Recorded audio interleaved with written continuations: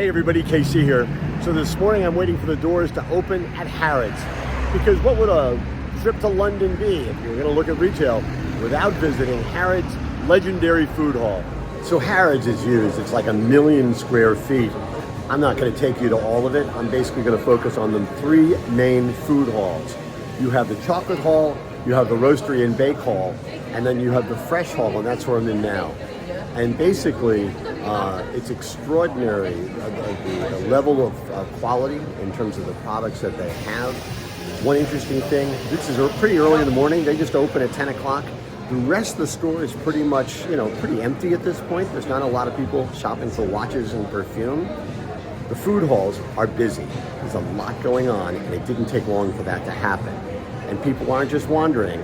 They are shopping, they're buying, and they're eating. A lot of vitality in these halls. Listen, everything's expensive. This is very, very high end, but it is an extraordinary kind of experience, and I'm going to share it with you over the next few minutes.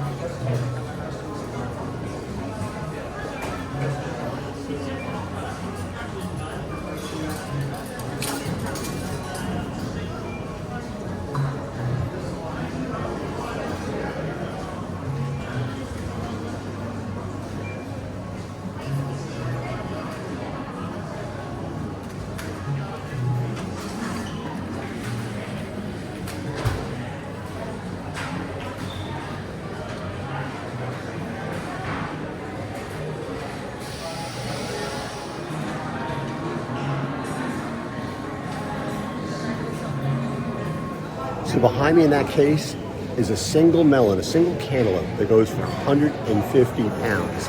And they say, well, there's one melon that grows per tree. They massage it, they play music to it.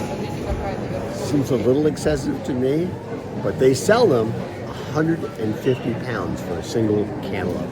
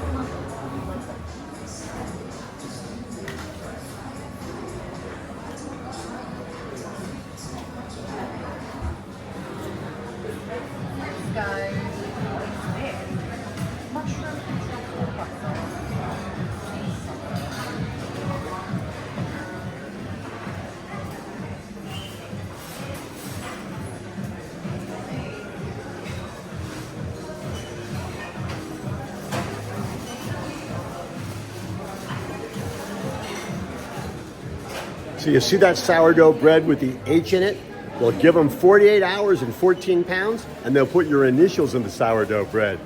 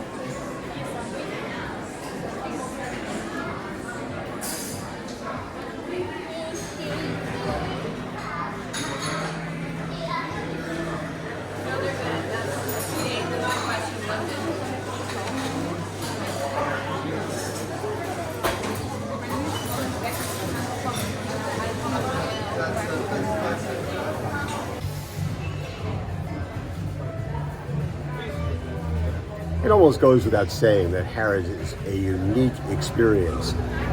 It is very high-end, it is very luxury-oriented.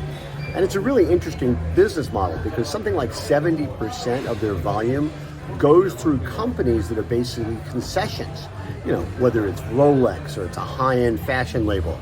Now in food, that's not the case. It's all their own product. They've got kitchens down below where scores of chefs are working on developing product. They've got restaurants throughout the store. So food is a different situation.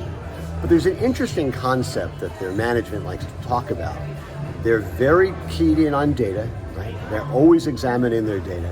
They're using AI to look at the data in new ways, although when it comes to buying, that's very much people-oriented. That is not done by AI. But they're able to identify who their top 1-2% of customers are. And they've got an approach to it which talks about cocooning those top 1 or 2%, providing them with better products, better services, just dealing with them in a way that is so specialized that almost nobody else could do it. Now, again, this is a very specialized kind of store. Most people are not going to do it. But I love the notion of cocooning your customers, especially your best customers.